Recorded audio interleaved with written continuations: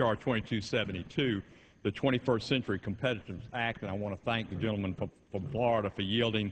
I want to thank my chairman on the Technology Innovation Subcommittee, David Wu from Oregon. This legislation we're voting on today is a combination of bills which House already has overwhelmingly passed.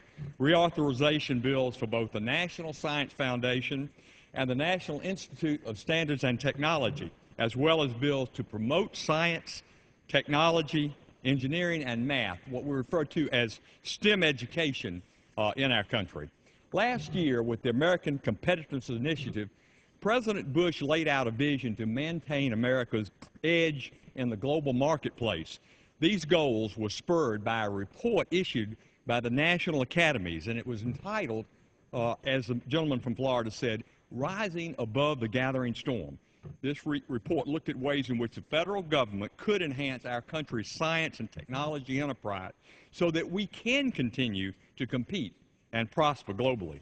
The Commission made a variety of recommendations. Some of them include reforming K-12 education, as well as expanding and strengthening the basic research in science and engineering conducted in America. This comprehensive innovation bill addresses these concerns, and it helps to fulfill this vision, and that's why I am proud to be an original co-sponsor of H.R. 2272. One provision of this legislation reauthorizes the National Institute of Standards and Technology, NIST, an agency in the Department of Commerce, is one of the three agencies highlighted by the President's American Competitiveness Initiative, and it falls under the jurisdiction of the Technology and Innovation Subcommittee, of which, as I said at the outset, I am a proud member. The NIST employees play a critical role in NIST research, which enables cutting-edge technologies make the leap from a basic research situation into successful commercial products.